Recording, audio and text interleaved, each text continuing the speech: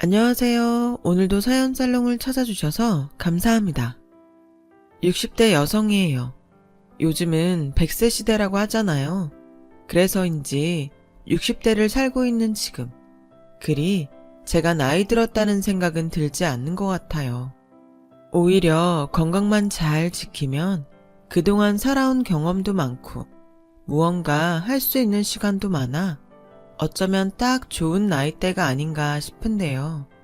이런 제 인생에서 다시는 경험하고 싶지 않은 때가 있어서 이렇게 사연글을 적어보게 되었어요. 제가 살아온 이야기를 조금 해볼게요.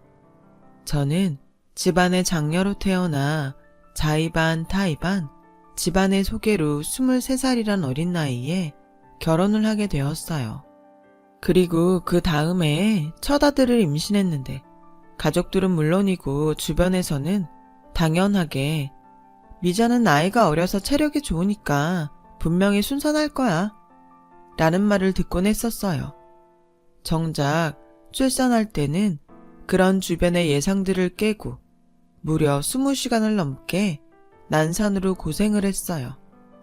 태어나 처음 겪는 고통에 너무 아프고 힘들어서 설마 이러다 죽는 게 아닐까 생각하며 어느 순간 기절했는데 눈을 떠보니 제가 아들아이를 낳았더라고요. 참 믿기지도 않고 제가 낳은 생명이란 게 신기하기만 했었어요.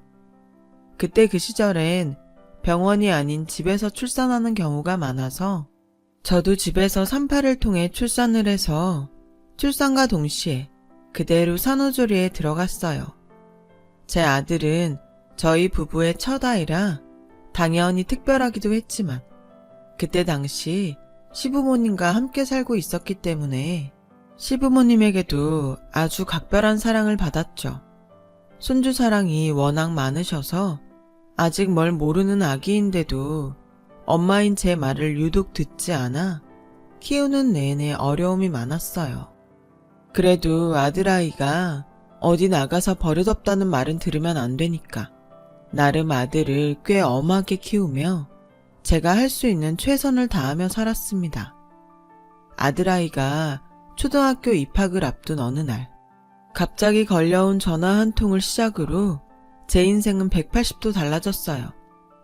여보세요? 네, 제가 김영식 씨 배우자 맞는데요.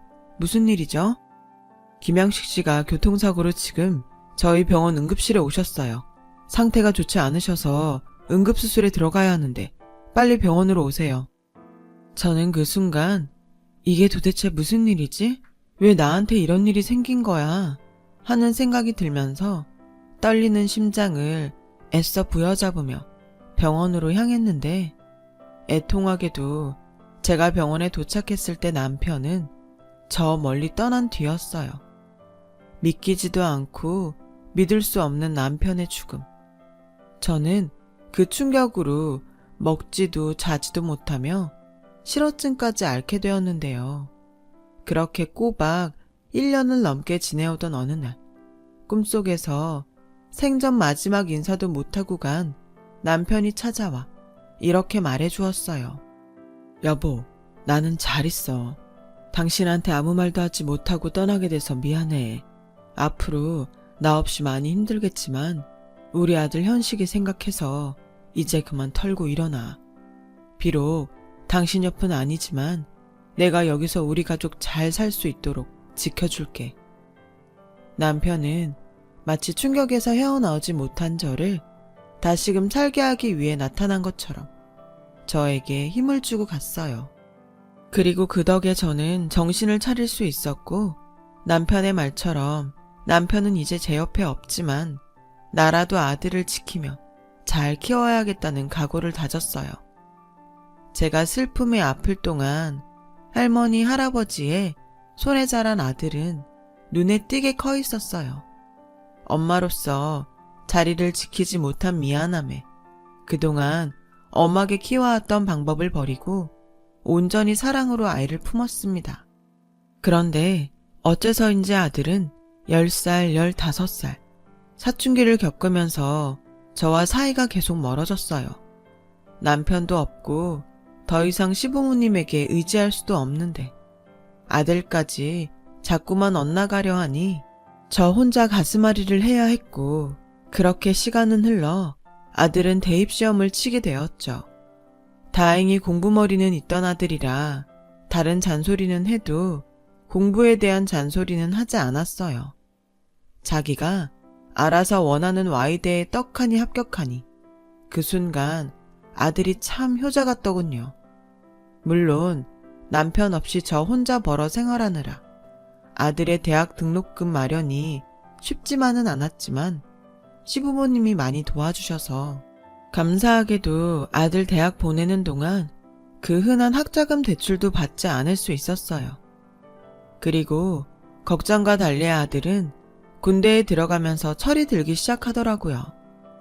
아들이 군대를 제대하고 얼마 안 있어 혼자 남으신 시어머니가 돌아가시면서 시부모님 두 분 모두 남편의 곁으로 떠나셨어요.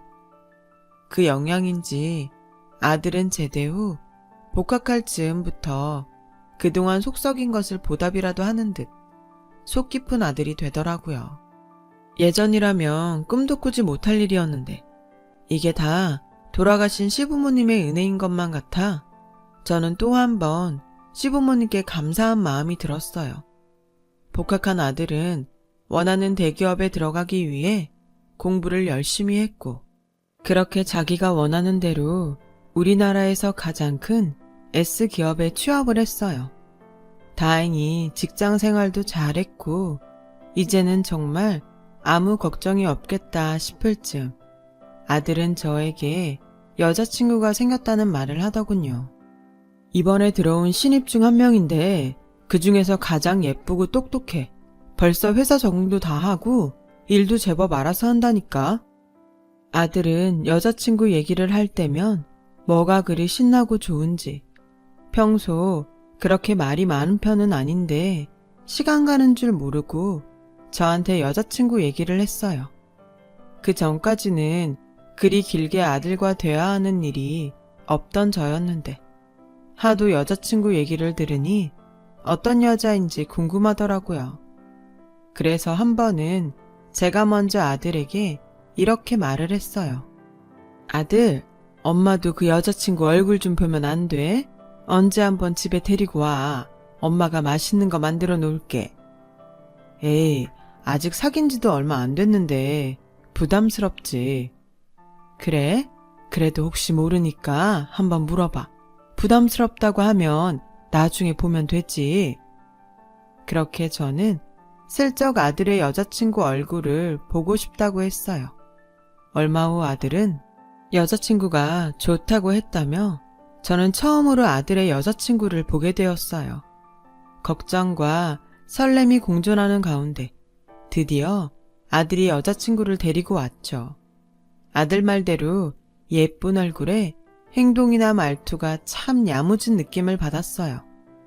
어느새 아들이 다 커서 집에 여자친구를 데리고 오니 어쩐지 곧 저도 자식 혼사 준비를 해야 하는 때가 올 것 같은 예감이 들더군요. 그리고 3년 후 아들은 그때 데리고 온 여자친구와 정식으로 결혼 준비에 들어갔어요. 저는 아들 회사 근처에 신혼집으로 사용할 작은 아파트를 전세로 마련해 주었죠. 마음 같아선 집이라도 턱 하고 장만해 주고 싶었으나 서울의 집값이 너무 비싸서 그 정도는 엄두가 나지 않더라고요. 요즘 전세보증금이 얼마나 비싼데 이것만으로도 난 엄마한테 집 한 채는 받는 기분이야. 엄마, 정말 고마워. 나 솔직히 기대도 안 했어. 그래서 전세자금 대출 알아보고 있었는데 엄마 덕에 대출 없이 결혼할 수 있게 됐다. 정말 고마워. 나 정말 유진이랑 잘 살게. 역시 혼사를 앞두면 자식이 효자가 되는 걸까요? 평생 그런 살가운 소리 할 줄 모른다고 생각한 아들이었는데 그날은 제가 다 민망할 정도로 아들이 살가운 소리를 하자 얘가 정말 내가 키운 아들이 맞나? 싶더라고요. 그리고 이게 다 좋은 배우자를 만나서 그런 것 같다는 생각이 들었고 저는 벌써부터 며느리가 예쁘고 고마워 앞으로 며느리에게 좋은 시어머니가 되어야겠다고 생각했어요. 그렇게 아들은 결혼 후 제가 마련해준 신혼집으로 거처를 옮겼고 계속 아들과 둘이 살던 저는 혼자 남아 어쩐지 허전한 기분이 들었지만 이 역시도 제가 감당해야 할 부분이기에 그때부터는 아들 내외가 혼자가 된 저를 신경 쓰지 않도록 즐겁게 살려고 노력했어요.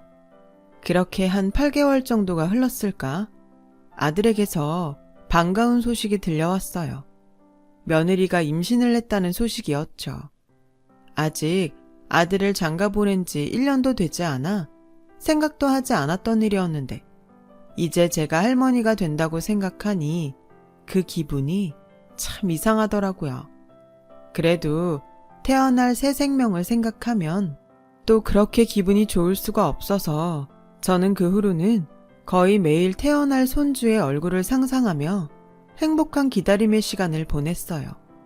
틈틈이 아이 내복과 신발 같은 것을 사 모으면서요. 우리 어머니도 이런 기분이었나? 그래서 우리 아들을 예뻐만 하셨나 보네. 저는 돌아가신 시어머니 생각이 절로 났고 저 역시 손자가 태어나면 너무 예쁠 것 같아 벌써부터 손주 바보가 될 정도였어요. 그렇게 제 나이 50대 후반에 할머니가 되었어요. 기다리던 손주를 품에 안고 쥐면 꺼질까 불면 날아갈까 얼마나 긴장했는지 그리고 입을 달싹이며 베넷짓을 하는 손주에게서 아들의 어릴 적 모습을 발견한 저는 그게 또 신기하고 감격스러워서 주책맞게 눈물이 핑 돌았어요. 아마 남편을 일찍 보내고 어린 아들과 살아온 그 시간 때문에 순간적으로 울컥했던 것 같았어요. 그렇게 눈에 넣어도 아프지 않을 손주를 보며 저는 또 한 가지 고민거리가 생겼는데요. 전에는 별로 아들 내외 눈치를 보지 않았는데 손주를 보고 싶은데 또 아들 내외가 부담을 느끼고 싫어할까봐 여간 눈치가 보이는 게 아니었어요. 건율이 자니? 내가 건율이가 너무 보고 싶은데 혹시 이번 주 주말에 집에 한번 오지 않을래? 엄마, 요즘 나도 그렇고 집사람도 애 때문에 너무 피곤해. 애 때문에 우리 둘 다 밤에 잠도 제대로 못 잔다니까. 주말이라도 좀 쉬고 싶어. 엄마, 미안해. 그래, 니네들이 고생이 많다. 알겠다. 아들에게 이런 소리를 들은 후부터는 무슨 짝사랑하는 사람처럼 손주가 보고 싶어도 제가 먼저 연락하지 못했고 가슴앓이만 하면서 또 시간을 보냈죠. 그러던 어느 날 아들에게서 생각지도 못한 제안을 듣게 됐어요. 엄마, 있잖아. 이런 부탁하게 돼서 미안한데 육아휴직을 하기로 했던 집사람이 아무래도 육아휴직까지는 어려울 것 같다고 하네. 장모님은 처형 애 보느라 우리 건율이까지는 무리라고 하시고 그래서 하는 말인데 엄마가 우리 건율이 좀 봐줄 수 있을까? 얘는 그게 무슨 부탁이라고. 당연히 내 손주인데 내가 봐야지. 뭘 그런 걸로 미안하다고 난리야. 건율이 엄마한테는 아무 걱정하지 말고 회사 다니라고 하고 안사돈한테도 엄마가 건율이 맡아서 본다고 했으니 마음 쓰지 말라고 네가 말씀드려. 정말? 엄마 너무 고마워. 우리가 애 보는 돈은 섭섭하지 않게 드릴게. 돈은 무슨, 할머니가 손주 보는데. 됐다. 그 돈으로 건율이한테 좋은 거 예쁜 거 사줘. 그래서 엄마 언제부터 하면 되는데? 저는 그렇게 아들의 부탁을 듣자마자 흔쾌히 좋다고 했어요. 지금 생각하면 어리석게도 손주를 매일 볼 생각에 별다른 고민은 하지도 않고 덜컥 승낙을 했던 거였죠. 제가 제 무덤 파는 줄도 모르고요. 어머니 정말 죄송해요. 어머니 손까지 빌리게 될 줄은 몰랐는데. 니들은 뭐가 자꾸 미안하다고 그러냐? 내가 친할머니인데 다 괜찮아. 그래도 왔다 갔다 거리도 있고 힘드시잖아요. 그러지 말고 아예 여기서 당분간 저희랑 같이 지내시면 어때요? 그래도 니들이 불편하지. 나는 괜찮아. 아침에 좀 서두르면 돼. 솔직히 며느리의 말이 혹하긴 했어요. 저희 집에서 아들네 집까지는 대중교통으로 못해도 1시간 반은 걸리는데 손주를 매일 보는 건 좋지만 그 짓을 매일 한다는 건 아무래도 힘들 것 같았거든요. 아직은 신혼인데 아들 내외를 방해하는 것 같아 차마 덥석 그러겠다고 하지는 못한 저는 그렇게 1달 정도 아침엔 대중교통을 이용하고 저녁엔 아들 차로 집에 가는 생활을 하게 됐어요. 이게 생각보다 너무 피곤하고 힘들더라고요. 게다가 아들 집에 온 첫날 점심이라도 만들어 먹을까 하고 냉장고를 열어보니 제대로 된 식자재 하나가 없고 배달 음식 남은 것과 죄다 근처 슈퍼에서 사왔을 것 같은 햄과 탄산음료 같은 것들만 잔뜩 있는데 남의 집이면 모를까 자식이 사는 집인데 또 그걸 가만 볼 수가 없어 그날부터 살림까지 제가 도맡아서 하는 꼴이 되었으니 그 피곤함은 상상 그 이상이었죠. 손주는 너무 예쁘지만 아이 보랴 집안 살림하랴 젊었을 때 다 했던 일이었는데도 이젠 체력도 예전 같지 않더라고요. 게다가 살림 주인이자 아이 엄마인 며느리가 싫어할까봐 뭘 하나 하더라도 여간 생각이 많은 게 아니었어요. 그래서 이참에 며느리랑도 친해져야겠다는 생각에 저를 집에 바래다주는 아들에게 넌지시 이야기를 해보았어요. 있잖아, 전에 건율이 엄마가 힘들면 왔다 갔다 하지 말고 같이 지내도 된다고 했거든. 그때는 힘들 게 뭐가 있나 했는데 엄마도 늙었는지 힘이 드네. 그래서 건율이 엄마 말처럼 주말은 집에 가고 월요일부터 금요일까지는 아예 니네 집에 있을까 하는데 어떠니?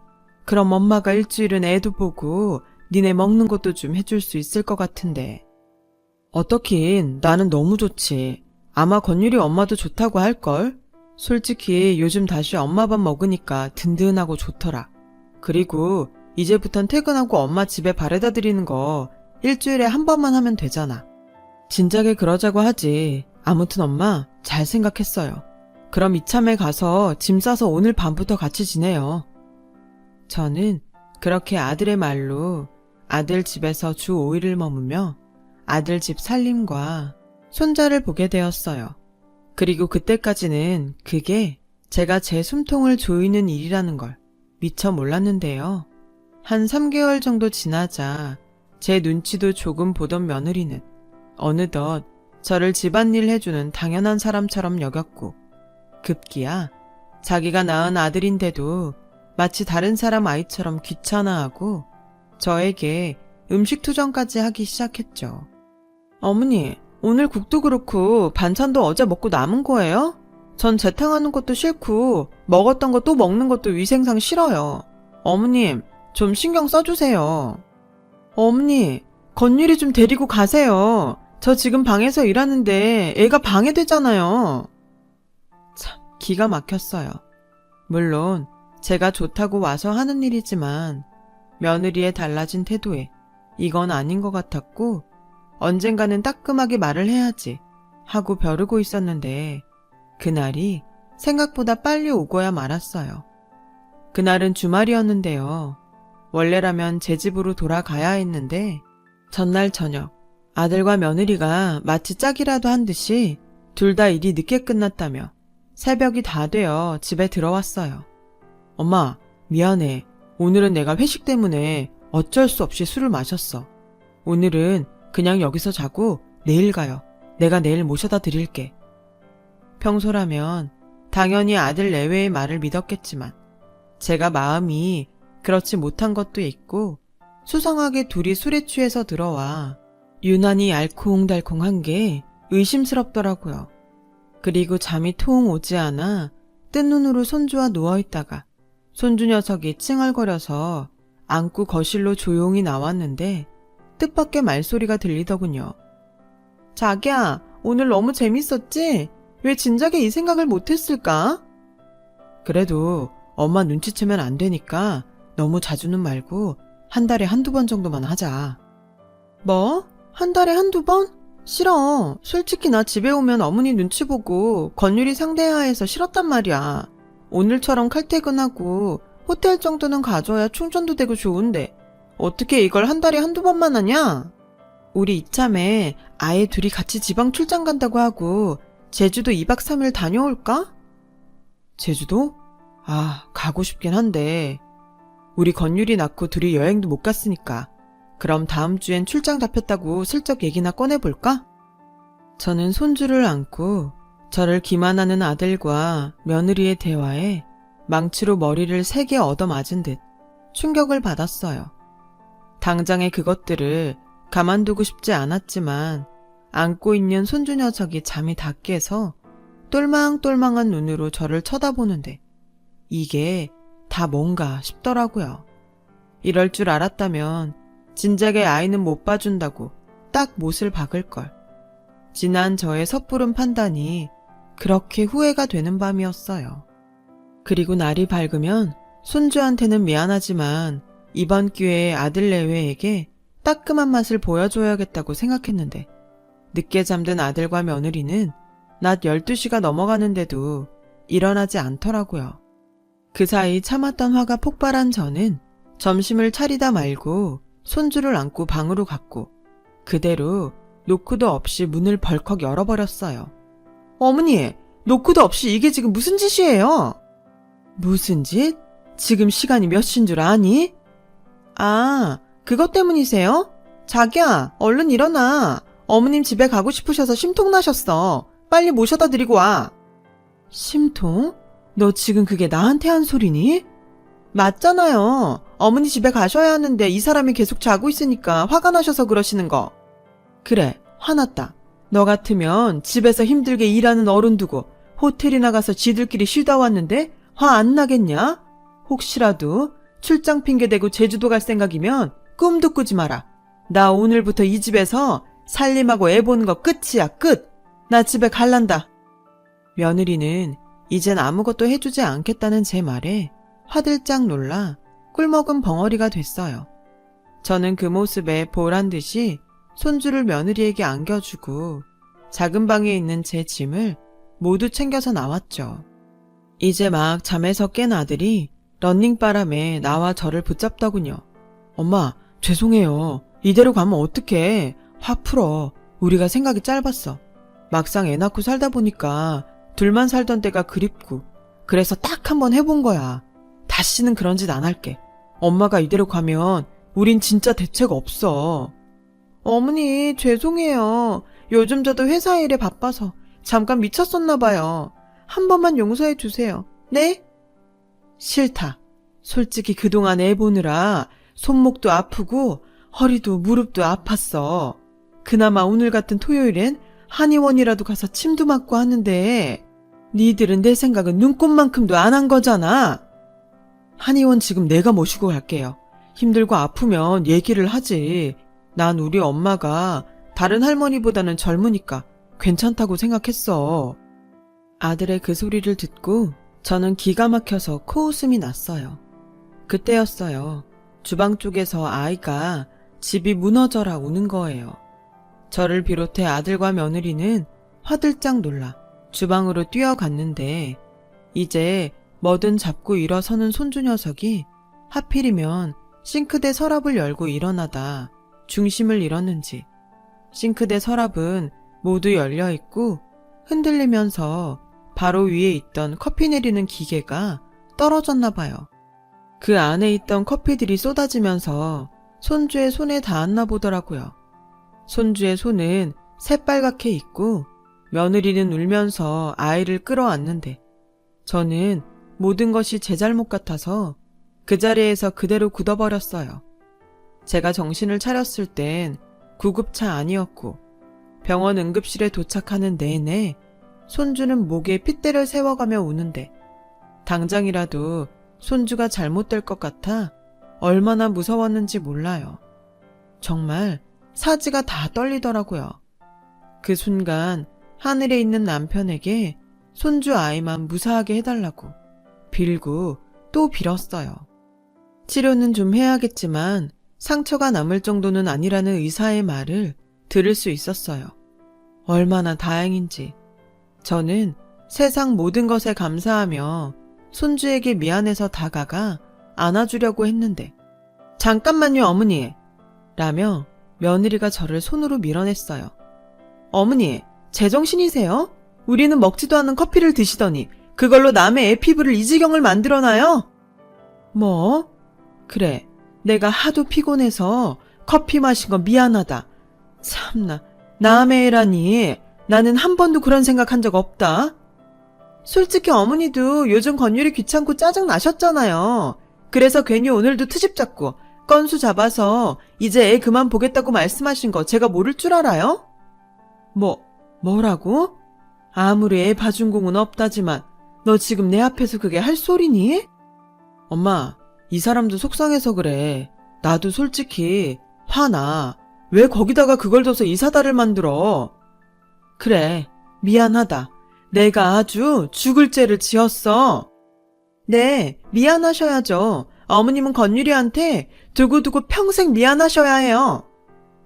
저는 그동안 자기 애를 거들떠 보지도 않고 귀찮아하더니 지 새끼 다쳤다고 저한테 막말을 쏟아내는 며느리를 보고 기가 차서 말이 나오지 않았어요.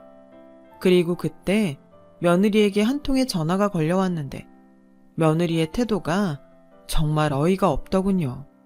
엄마, 나 큰일 났어. 건율이 어머님 드실 커피가 쏟아져서 화상 입었어. 남보다는 그래도 가족이 나을 것 같아서 애 맡겼더니 이게 뭐야? 그동안 노인네랑 같이 지내는 것도 싫었는데 애를 이 지경까지 만들고 난 몰라 정말. 웃은 소리라고 하실 수도 있는데 저는 한 번도 저를 노인이라고 생각해 본 적이 없어요. 그런데 며느리에게 노인네라는 소리를 듣고 게다가 같이 살기 싫으면서 그렇게 갖은 아양을 떨어댔다니 저는 한순간 제가 무엇 때문에 그 고생하며 살았나 싶어 할머니 하고 우는 손주를 뒤로 하고 집으로 돌아왔어요. 집에 와서도 한동안 그 충격에 잠도 제대로 자지 못하고 괜히 남편 생각에 눈물만 나곤 했는데 며칠 후 아들과 며느리가 손주를 안고 저희 집에 찾아왔더군요. 저는 그래도 니들이 제정신 차리고 잘못했다고 빌려왔나 보구나 라고 생각했는데 아들 내외의 말은 충격 그 자체였어요. 어머니, 이렇게 갑자기 집에 가시면 저희는 어쩌라고요? 저희 지금까지 휴가 번갈아가며 쓰고 있어요. 이제 더 이상 쓸 휴가도 없다고요. 제가 베이비시터든 어린이집이든 알아보고 있으니까 그때까지만 건율이 봐주세요. 인수인계라는 게 있잖아요. 엄마, 우리 지난번 일은 서로 잘못했다고 생각하고 있자. 엄마도 조심하고 우리도 조심할게. 내가 엄마한테나 이런 부탁하지 나한테 누가 있어. 막말로 엄마도 지금이야 괜찮지. 더 늙으면 우리 손 빌릴 거 아니야. 서로 상부상조 하자.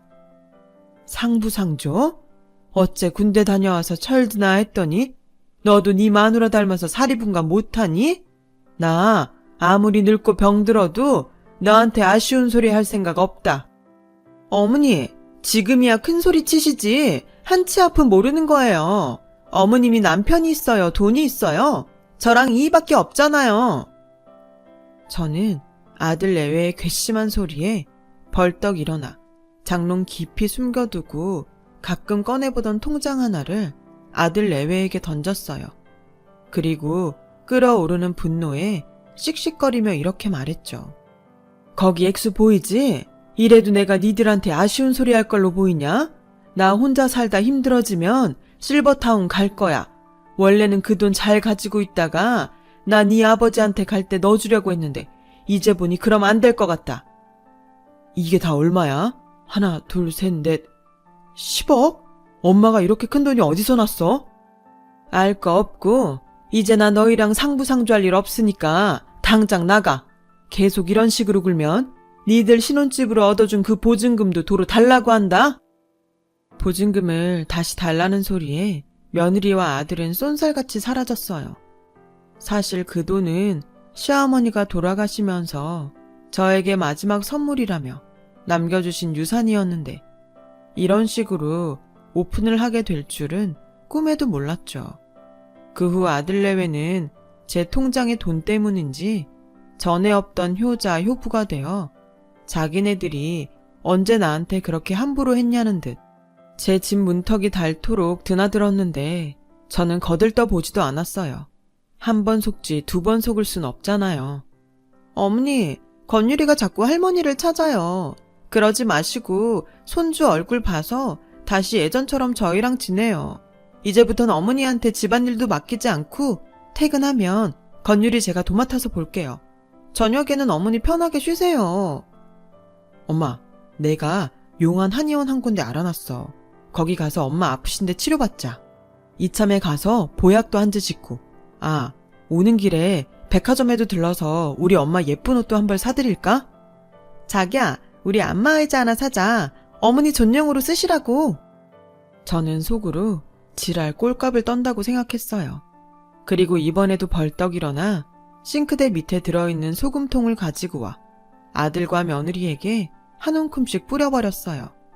소금 세례를 맞던 며느리가 그건 도저히 참기 어려운지 전에 저에게 하듯 도끼 눈을 하며 이렇게 말하더군요. 진짜 해도 해도 너무하네. 어머니, 꼭 이렇게까지 하셔야겠어요? 알겠어요. 제가 그 돈 포기할게요. 어머니 돌아가실 때 그 돈 다 싸들고 가세요. 어차피 그래봤자 자식은 이 사람 하나인데 그 돈 저희한테 올 수밖에 없어요. 그래 엄마, 엄마도 좀 현명하게 생각해. 서로 좋은 게 좋은 거라고. 엄마도 우리한테 대접받고 우리는 엄마 돈으로 좀 편하게 살면 좋잖아. 그 쉬운 길을 두고 도대체 왜 그래? 왜 그러냐고? 내가 다 쓰고 남으면 어디 기부라도 할 망정? 너희한테는 한 푼도 안 쓸 거야. 니들이 지금 돈 때문에 이러는 거 내가 모를 것 같아? 좋아, 우리한테 쓰지 마. 대신 우리 건율이는 엄마 친손주잖아. 게다가 엄마 때문에 이 팔을 좀 봐. 아직도 치료 중이라고. 엄마도 양심 있으면 그 돈 우리 건율이 줘야지, 안 그래? 저는 아들의 말에 마음에 돌덩이 하나가 던져진 듯 마음이 무거웠어요. 그래도 남편 보내고 힘들게 저 하나만 보며 열심히 산 엄만데 돈 앞에 눈이 먼 아들을 보니 화를 넘어서 마음이 아프기까지 하더라고요. 그 후로는 아들 내외들도 제 집에 발걸음을 뚝 끊었어요. 아마도 제가 죽으면 어차피 상속받을 거라고 생각하는 것 같았죠. 그래서 저는 그 길로 진짜로 실버타운에 들어갈 준비를 하고 있어요. 제 나이 60대인데 아직은 많이 늙었다고 하기엔 좀 억울하잖아요. 지금이라도 누릴 거 누리고 해보고 싶은 일 모두 다 하며 원 없이 살려고요. 그리고 얼마 전 변호사를 통해 아들 내외 몰래 손주 녀석에게만 조금의 재산을 물려줄 심상으로 유언장을 하나 작성했어요. 어찌되었건 하나밖에 없는 손자이고 차마 그 손주 녀석까지 외면할 수는 없더라고요. 게다가 그 돈이 시어머니 손에서 나온 건데 이렇게라도 쓰지 않으면 벌 받을 것 같아서 내심 고민하고 내린 결정이었어요.